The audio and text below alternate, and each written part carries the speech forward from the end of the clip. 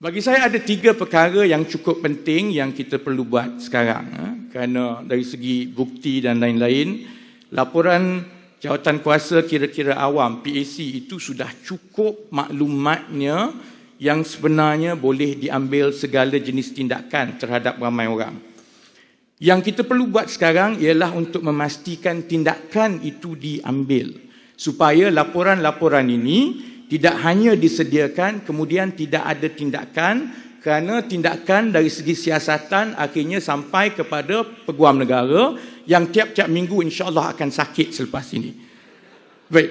Perkara pertama ialah kita perlu cabar dan pastikan Datuk Seri Najib dan pihak berkuasa tidak terus menyalahgunakan undang-undang untuk menutup segala bukti kerosakan dan penyelewengan di dalam 1MDB, terutamanya yang bersabit dengan OSA. Saya tahu selepas ini segala-galanya akan dikelaskan sebagai OSA. Kalau ada tiket kapal terbang Rosmah pun, itu pun akan jadi OSA juga. Kalau ada resit Rosmah buat rambut 1,200, itu pun OSA after this. Kalau kita tidak cabar, maka maksudnya kita mengalah dan kita akan bagi ruang kepada Datuk Seri Najib untuk menanam ketakutan di kalangan rakyat. If you allow this to happen and to take root, I think all it takes is 1 year and then Datuk Seri Najib would have succeeded in breaking down the resolve of the public to make sure he is accountable for it. Sebab itu, I cannot overemphasize betapa pentingnya untuk kita melawan OSA, dan sebab itu insya-Allah I have a meeting with a few lawyers, with a team of lawyers. Selain daripada saya terpaksa mempertahankan diri di dalam kes OSA terhadap saya, kita juga akan pastikan kita ambil beberapa siri tindakan undang-undang untuk mencabar penyalahgunaan OSA dalam kes 1MDB ini, bermula dengan mencabar keputusan Najib sendiri untuk mengkelaskan laporan Ketua Audit Negara sebagai OSA. Baik. Those who know OSA, I'm sure Todd knows, you know in details. Those who know OSA, baca akta, saudara-saudari akan tahu bahawa Ketua Audit Negara tidak ada kuasa untuk mengkelaskan laporan itu sebagai OSA. Kuasa mengkelaskan sesuatu dokumen sebagai OSA ialah kuasa menteri. Siapa menteri yang mana Ketua Audit Negara bertanggungjawab kepada? Who is the minister to whom the Auditor General is responsible to? Perdana Menteri, Menteri Kewangan.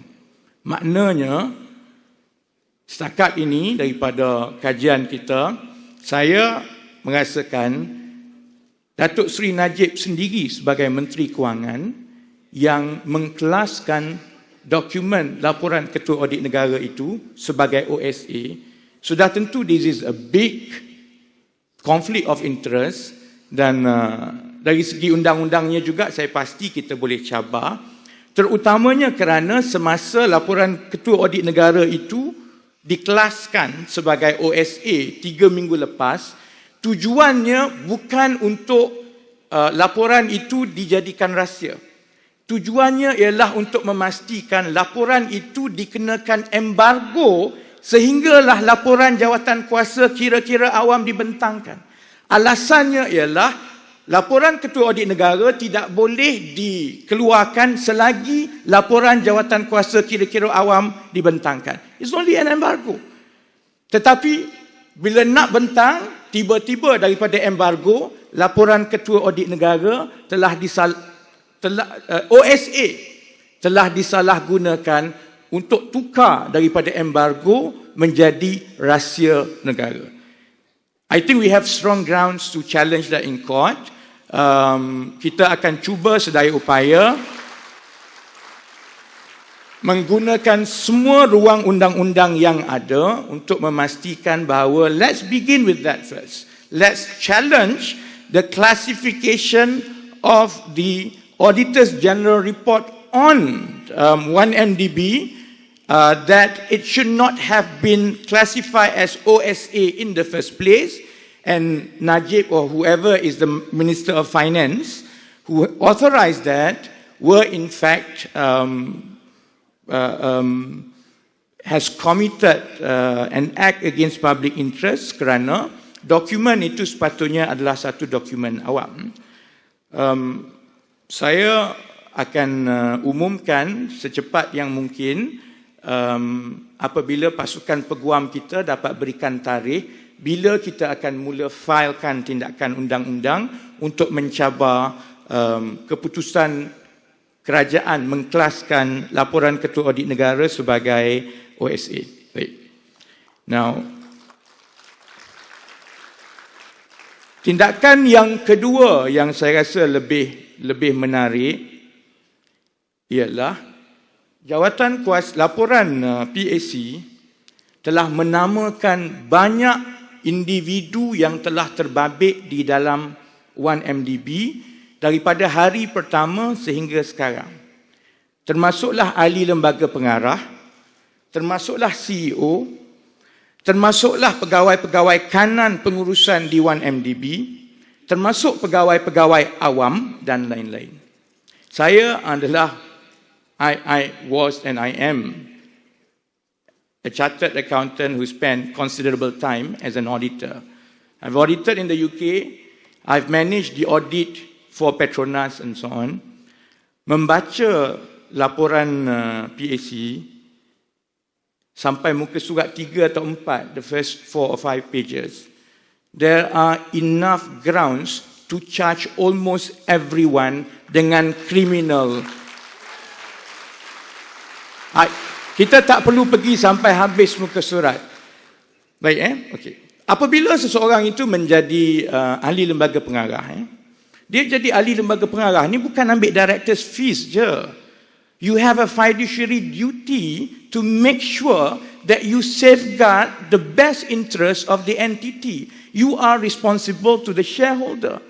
In fact, in the case of 1MDB, dia lagi besar peranan dan tanggungjawabnya kerana bukan sahaja ahli lembaga pengarah itu bertanggungjawab kepada pemegang saham, dia juga bertanggungjawab kepada rakyat keseluruhannya. Kerana 1MDB adalah syarikat awam. Sebab itu, seorang ahli lembaga pengarah paling kurang perlu menjalankan, I don't know what is fiduciary duty in Malay, tapi lebih kurang tanggungjawab korporat dia.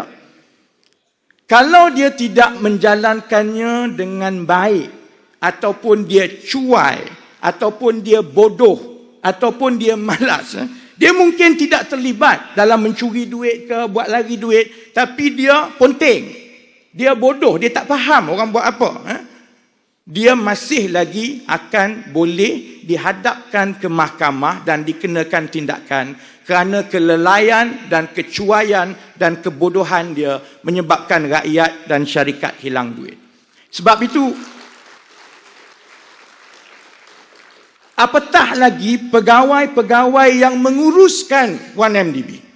Daripada CEO, kepada pengurus-pengurus kanan dia, kepada business development, GM, semua ini, kepada General Counsel. Mereka ini sudah tentu ada tanggungjawab yang lagi besar lagi kerana kalau mereka dengan secara niat tahu bahawa wang ini telah diselewengkan, ataupun tahu bahawa ada unsur-unsur penyelewengan, tetapi mereka tidak mengambil tindakan secepat mungkin, sama ada untuk melaporkan kepada polis ataupun memberhentikan sesuatu tindakan itu, mereka juga di sisi undang-undang adalah sama bersalah, sama seperti mereka lah juga yang melaksana atau melakukan kesalahan itu. Kenapa saya sebut begini?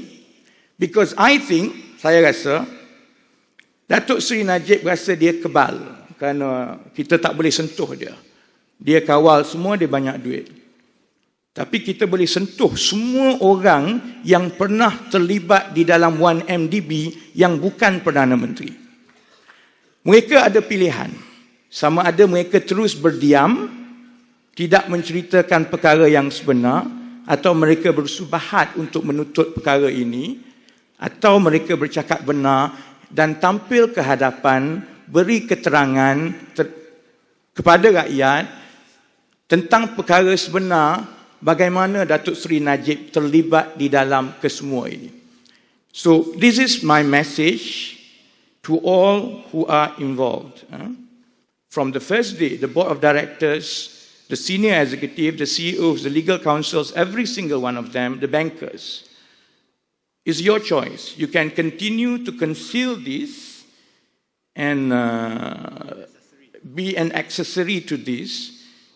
It is a matter of time sebelum Datuk Seri Najib will be brought to be accountable for this. Pilihan saudara, mereka yang terlibat, you come forward and you cooperate and you testify publicly against Datuk Seri Najib so that you will be protected when the time comes, or we will go and bring you down one by one. So you choose.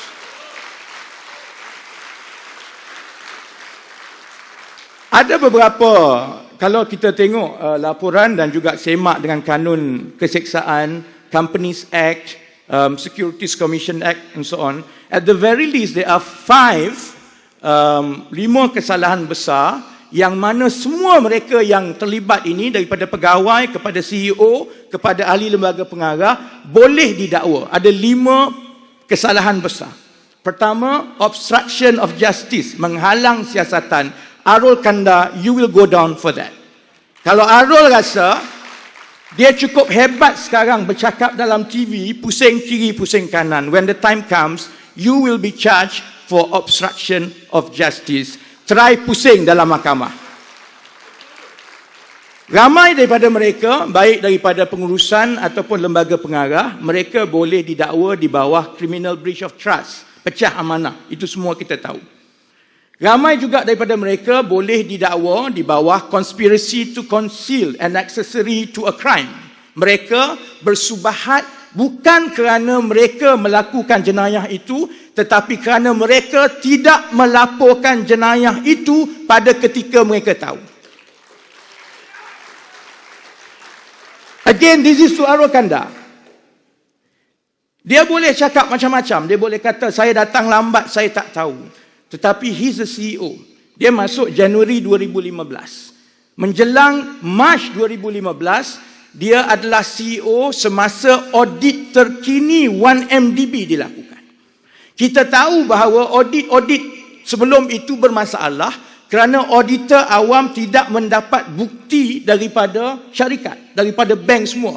Jadi auditor terpaksa menggunakan bukti yang paling lemah, iaitu management representation.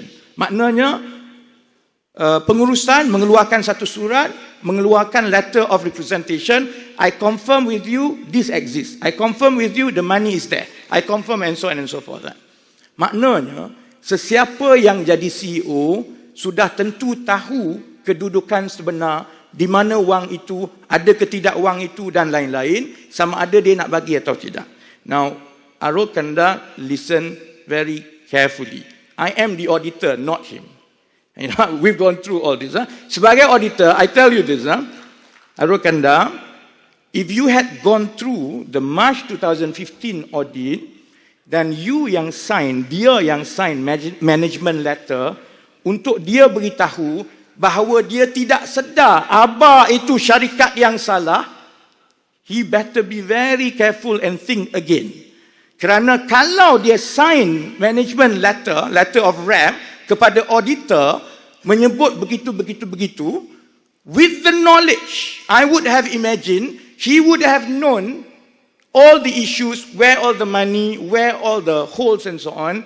Kalau dia yang tanda tangan management letter of representation, apabila 1MDB disiasat sekali lagi, dia sudah tentu boleh didakwa di bawah tuduhan conspiracy to conceal, because he would have known but he refused or did not report. So Arul, bear that in mind, balik fikir betul-betul. Baik.